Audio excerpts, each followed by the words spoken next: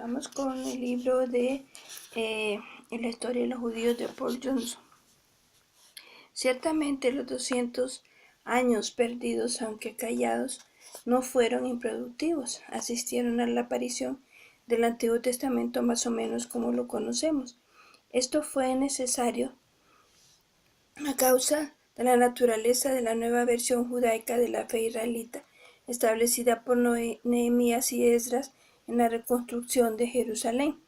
En el capítulo 8 del libro de Nehemías se explica que todos los ciudadanos se reunieron cerca de la compuerta para oír una serie de lecturas del libro de la ley de Moisés.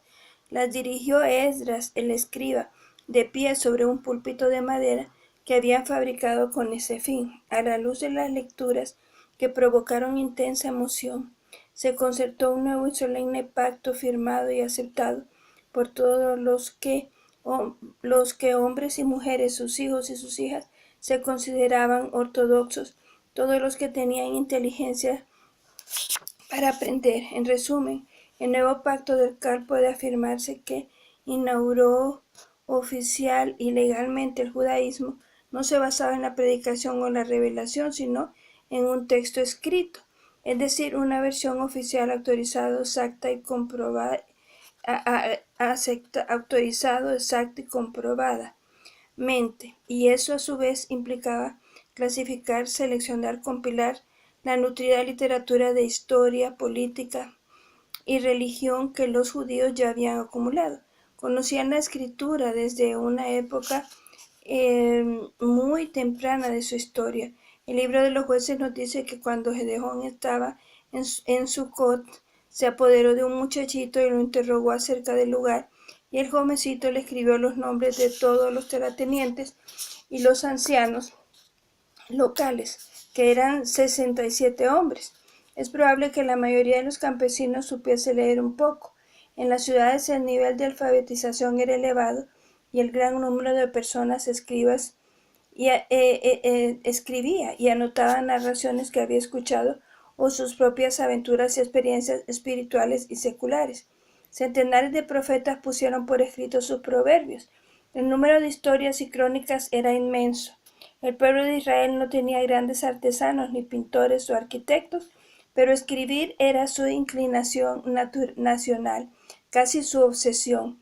Probablemente produjeron, ya solo por lo que hace a la cantidad misma, de la literatura más grande de la antigüedad, de la cual el Antiguo Testamento es apenas un pequeño fragmento. Pero los judíos veían la literatura como una actividad didáctica con un propósito colectivo. No era un acto de autocomplacencia personal. A la mayoría de los libros de la Biblia se les atribuye una autoría individual, pero los propios judíos otorgaban la aprobación comunitaria y conferían autoridad a los libros que merecían su aprobación. El núcleo de su literatura siempre era público y estaba sujeto al control social. En su apología de la fe judía contra Apión, Josefo describe este enfoque.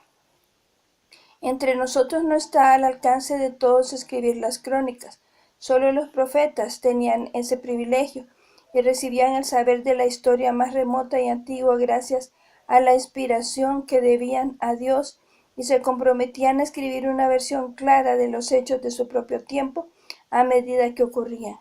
No poseemos multitud de libros inconsecuentes que se contradicen unos con otros. Nuestros libros, los justamente acreditados, son 22 y contienen el registro de todos los tiempos.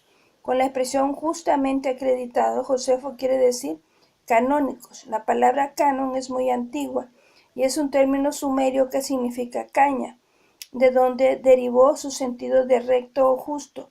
Para los griegos significaba una regla, un límite o una norma.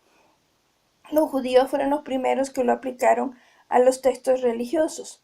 Para ellos indicaban las declaraciones divinas de indudable autoridad o los escritos proféticos de inspiración divina. De ahí que cada libro, para ser aceptado en el canon, debía tener como autor acreditado a un profeta auténtico y reconocido. El canon comenzó a surgir cuando los 5 primeros libros o libros mosaicos, el Pentateuco, a los que más tarde los judíos denominaron la Torá, alcanzaron la forma escrita. En su versión más primitiva, el Pentateuco probablemente se remonta a los tiempos de Samuel, pero la forma en que poseemos el texto es una compilación de 5 y posiblemente más elementos. Una fuente meridional que denomina Yahvé a Dios y se remonta a los escritos mosaicos originales. Una fuente septentrional que denomina Elohim a Dios y que también es muy antigua. El Deuteronomio o parte del mismo, el libro perdido que fue hallado en el templo en tiempos de la reforma de Josué, y 2 códigos adicionales distintos, denominados por los eruditos el Código Sacerdotal y el Código de la Santidad, ambos correspondientes a los tiempos en que el culto religioso había llegado a formalizarse más y la casta sacerdotal estaba rigurosamente disciplinada. Por consiguiente, el Pentateuco no es una obra homogénea, pero tampoco es, como han sostenido algunos eruditos de la traducción crítica alemana, una falsificación intencionada de los sacerdotes de después del exilio, que intentaron imponer al pueblo sus creencias religiosas egoístas atribuyéndolas a Moisés y su época. No debemos permitir que los prejuicios académicos alimentados por la ideología hegeliana, el anticlericalismo, el antisemitismo y las modas intelectuales del siglo XIX deformen nuestra visión de estos textos. Toda la evidencia interna demuestra que quienes escribieron y unieron estos escritos y los escribas que los copiaron cuando se estructuró el canon después del retorno del exilio, creían absolutamente en la inspiración divina de los antiguos textos y los escribieron con veneración y con el más elevado nivel posible de exactitud, incluyendo muchos pasajes que evidentemente no entendían.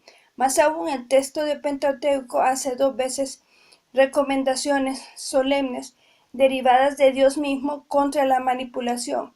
No añadiréis ni quitaréis palabra de cuanto os prescribo, sino que guardaréis los mandatos del Eterno, vuestro Dios. Que el Señor les bendiga y continuaremos. Espero que estas lecturas nos sirvan para conocer más y entender a través de los judíos lo que ellos entienden y que muchas veces nosotros